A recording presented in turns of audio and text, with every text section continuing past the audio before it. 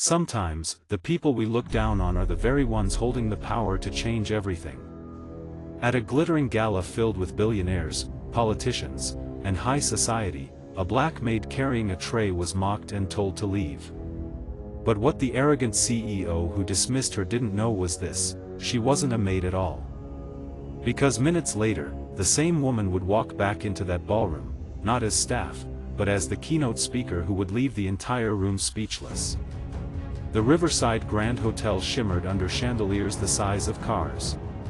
Tonight was the annual Global Leadership Gala, a gathering where the elite flaunted their wealth and influence. Men in tuxedos and women in glittering gowns mingled as a string quartet played softly. Waiters in crisp uniforms weaved through the crowd with silver trays of champagne. At the center of it all stood Richard Kane, a billionaire tech CEO known for his arrogance. He built his empire on ruthlessness, not kindness. To him, people were either powerful or invisible. And tonight, he intended to remind everyone exactly where he stood. As guests laughed and posed for photographs, a black woman in a simple black dress and apron moved quietly among them, carrying glasses on a tray. Her name was Dr. Maya Carter, though no one there knew that. To the crowd, she looked like a maid. A servant. Someone meant to blend into the background. Richard Kane noticed her as she passed by his group. He frowned, his voice dripping with disdain. "Excuse me? Who let the staff walk around like guests? This is a closed event. You don't belong here." The group chuckled uncomfortably. Maya froze. Kane sneered. "Go back to the kitchen where you're supposed to be." Maya's eyes locked with his. For a moment, silence stretched between them. Her face betrayed nothing, no anger, no humiliation, just a calm that unsettled him. Then, without a word, she turned and walked out of the ballroom. The incident spread quickly through the gala. Whispers rippled across the tables. "Did you see Kane put that maid in her place? Honestly, staff shouldn't be wandering around like that." Others shook their heads. Still, she looked different. Not like the usual staff. But Kane was pleased. He smirked as he raised his glass.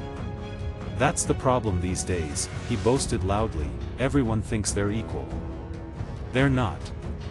Some people serve, some people lead. Simple as that." Laughter followed. Cameras flashed. Kane basked in the attention.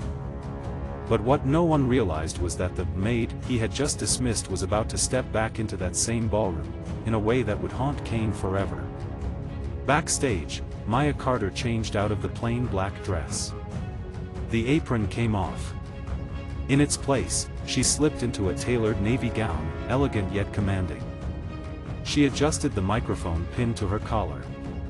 An event coordinator rushed over. "Dr. Carter, we're almost ready for you. Are you sure you want to do this after what happened out there?" Maya's eyes hardened. "More than ever." The coordinator hesitated. "They think you're staff. The moment you step on that stage." Maya interrupted with a quiet smile. "The moment I step on that stage, they'll know exactly who I am." The lights dimmed. The host tapped the microphone. "Ladies and gentlemen, please welcome tonight's keynote speaker, a world-renowned humanitarian, a leading voice in global equity, and the first black woman to chair the International Policy Council, Dr. Maya Carter." Gasps erupted. Heads whipped toward the stage. Richard Kane nearly spat out his champagne. Because walking into the spotlight, confident and regal, was the same maid he had just humiliated. Maya stepped to the podium. The crowd buzzed, stunned into silence. She let the quiet linger before speaking. "When I walked through this ballroom earlier," she began, her voice calm but cutting, "I was told I didn't belong here. That I should return to the kitchen." She glanced directly at Richard Kane. His smug smile was gone, replaced with unease. "But tonight, I stand here, not as staff. Not as invisible. But as your keynote speaker. The audience froze. All eyes turned to Kane, whose face flushed crimson. Maya's gaze swept the crowd. And what I'm about to reveal tonight will change the way you see every single person in this room. The audience gasped. Kane's glass slipped from his hand and shattered on the floor. The ballroom froze in disbelief.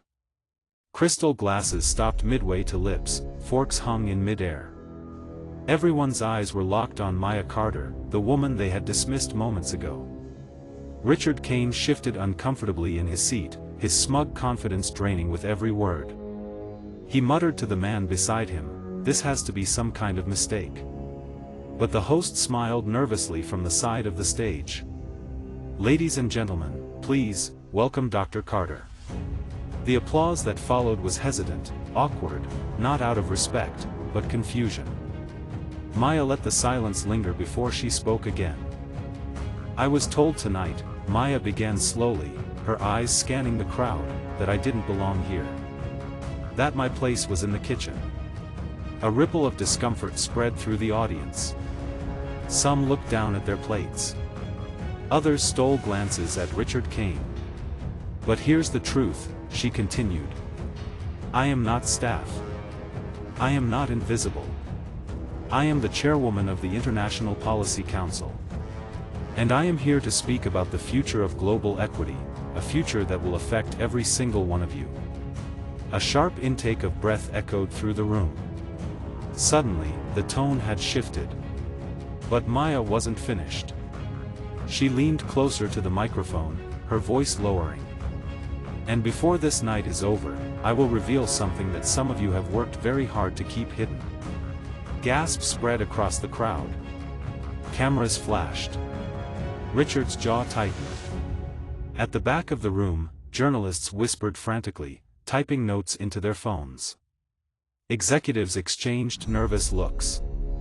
The mood had transformed, from a glittering celebration to something heavier, like the air before a storm. Richard Kane's assistant leaned in and whispered, "Sir, should I handle this?" Kane shook his head, forcing a smirk. "She's bluffing. Let her talk." But his hand trembled slightly as he lifted his glass. Maya's eyes flicked toward him, sharp, knowing. Maya clicked a small remote. The giant screen behind her flickered to life. Suddenly, spreadsheets, contracts, and photographs filled the screen. "These," she said firmly, "are leaked documents from a multinational investigation into corporate exploitation." Murmurs erupted. People leaned forward, squinting.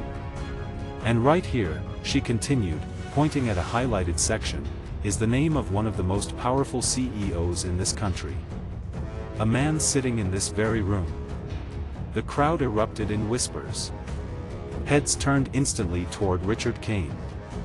Richard stood abruptly. "This is outrageous," he barked. "I will not sit here and be slandered by a woman who was serving drinks 10 minutes ago." But Maya's calm smile didn't waver. "Sit down, Mr. Kane. We both know the truth has receipts." The audience gasped. Security guards near the back of the hall exchanged glances. Journalists' hands flew across keyboards. Some guests looked horrified, others thrilled. Maya's voice rang out over the tension. "For years, Mr. Kane has built his empire by exploiting those who had no voice. Tonight, that silence ends." Richard's face turned crimson. He slammed his hand on the table. "This is a setup. Do you really think anyone here will believe you over me?" Maya tilted her head. "Belief won't matter once the evidence is shown. And what I haven't revealed yet is far worse than anything you've seen so far." The crowd gasped again. The lights in the ballroom suddenly flickered. The giant screen went black. A loud crack echoed through the speakers, and the room plunged into uneasy darkness. Gasps and murmurs filled the air. Someone shouted, "What's happening?" In the shadows, a single spotlight found Maya, calm, unmoved. Her voice cut through the chaos. "Ladies and gentlemen, what you just saw is only the beginning. The real story is yet to come. The lights snapped back on. Richard Kane was gone. His chair sat empty. The room erupted in panic. The ballroom buzzed in chaos after the blackout. Some guests clutched their pearls, others whispered furiously. Security scrambled to explain what had just happened. And in the midst of it, one chair remained conspicuously empty, Richard Kane's. Maya stood under the single spotlight, her face calm but her heart pounding. "Wherever Mr. Kane has gone," she said into the microphone, "I assure you, his story isn't finished." Gasps followed. Phones were raised. The press had their headline. Minutes later, Kane stormed back into the ballroom through a side door, flanked by 2 security men. His face was red with rage. "This woman," he roared, pointing at Maya, "is lying to all of you. She forged those documents. She's staging this entire thing to destroy me." The crowd murmured, divided. Some nodded in agreement. Others weren't so sure. Maya kept her composure. "If I were lying, Mr. Kane, why would international investigators have already flagged your companies for fraud?" The room fell silent again. Richard smirked. "You think people here will choose you over me? You're a nobody who blends in with the waitstaff. I am Richard Kane, the man who built half the businesses you depend on." The arrogance dripped from his words. And yet, in the corner of the room, several powerful figures shifted uneasily. A voice cut through the silence. "That's enough, Richard." All heads turned. It was Senator Evelyn Ross, a respected political figure. She stood, her eyes locked on Kane. "I've seen those documents. And I've warned you before that your actions would come back to haunt you." The crowd gasped. The balance shifted. Richard clenched his jaw. "Evelyn, you're making a mistake. Don't side with her." But the senator didn't flinch. "This isn't about sides. It's about truth." The press whispered furiously. The tension in the air felt like a wire pulled tight, ready to snap. Richard's security detail closed in. "Sir, should we remove her from the stage?" one whispered. Richard nodded. "Do it. Now." The guards moved toward Maya, but she stood her ground. "Touch me, and you'll prove every word I've said tonight." Flashes from cameras lit the room. Reporters shouted questions. The guards hesitated. Maya's voice rang out again, "Mr. Kane, your empire is crumbling. But what's coming next will shake this entire nation." The crowd's murmur grew louder. Some applauded. Others whispered nervously. Richard's face twisted into a smile, not of confidence, but of something darker. "Careful, Dr. Carter. You don't know who you're really up against." Maya raised the remote again.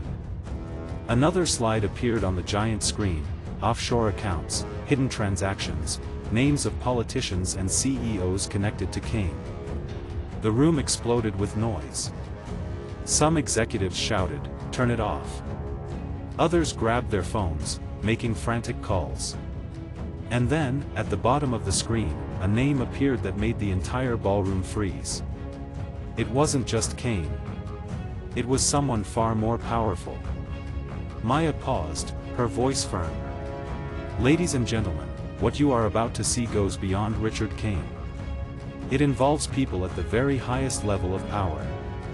The crowd gasped, craning their necks. But before she could continue, the projector cut to black again. This time, the blackout wasn't just technical.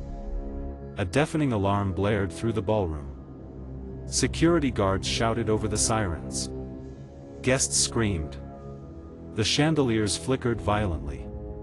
In the chaos, Maya felt a hand grab her arm.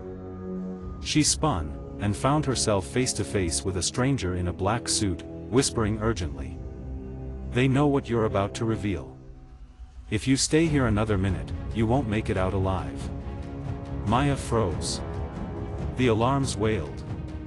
Richard Kane's face twisted into a sinister grin across the room. The stranger's grip tightened. Decide now. Stay and be silenced, or leave and fight back later. Maya's chest tightened. The ballroom spun with chaos. Cameras flashed. Guests panicked. And in the middle of it all, Maya had to make her choice. The alarms wailed. Panic surged.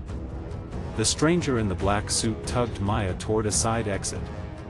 Now! If you want the world to hear the truth, you can't stay here. Maya hesitated. Cameras were still on her. Guests were screaming. Richard Kane stood across the ballroom, smirking as if he had already won. And then, she made her choice. Instead of fleeing, Maya yanked her arm free and strode back to the podium. The crowd gasped. Security froze. If they silence me tonight, Maya's voice thundered, let it be in front of the entire world.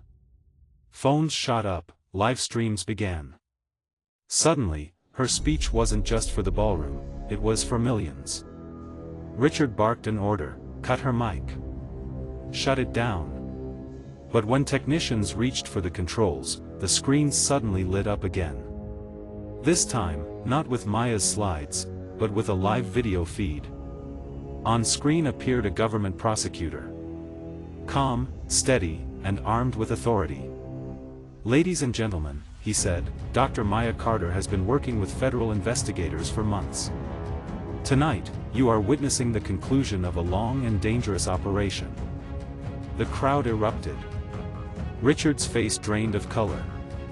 The prosecutor continued, Mr. Kane, your accounts, your contracts, your offshore dealings, all of it is in our possession. And as of this moment, you are under investigation. Lies. Richard screamed. He shoved through the crowd, pointing at Maya. This woman tricked you all. She's nothing, she. But before he could finish, 2 federal agents entered the ballroom. The crowd split in silence as they walked straight to Richard Kane. Richard Kane, one agent said firmly, you're under arrest for fraud, exploitation, and racketeering. The ballroom gasped. Richard's defiance cracked. He stumbled back, his empire collapsing in real time. As the agents cuffed him, Richard locked eyes with Maya, his voice a venomous hiss. This isn't over. You don't know the people I work for. Maya didn't flinch. Then let them come. The truth doesn't fear power. Just when the tension seemed to break, the host of the gala returned to the stage, trembling but determined. Ladies and gentlemen, please rise. Confused, the crowd stood. The host smiled nervously at Maya. Dr. Carter, tonight was meant to honor leaders shaping our future. But after what we've witnessed, it's clear the real leader is you. From behind the curtain, dignitaries emerged, carrying a medal of national honor.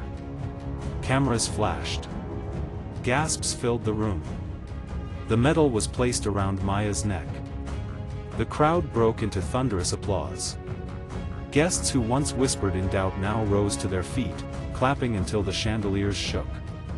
Tears welled in Maya's eyes, not from weakness, but from the weight of victory. The woman Richard Kane dismissed as a maid had just been honored as a national hero. As Richard was escorted out in handcuffs, the prosecutor addressed the crowd again. Tonight proves something vital. No matter how high the walls of corruption are built, truth will always find a way to break through. The press swarmed Maya. Flashes lit her face. She held the medal, steady and firm. And in that moment, the gala was no longer about wealth, power, or prestige. It was about one woman's courage to stand against arrogance, and to win. Maya looked out over the sea of faces, her voice steady. Tonight, I was told I didn't belong here. But the truth is, we all belong in the fight for justice. The applause was deafening. Now it's your turn. What do you think about this story? Should Maya have risked it all in front of the crowd, or should she have taken the safer path? Drop your thoughts in the comments below. I want to hear from you. If you believe courage and truth should always be celebrated, hit that like button. And if you don't want to miss more stories like this, filled with justice, twists, and powerful lessons, make sure you subscribe and turn on the bell. The next story will shake you even more, trust me.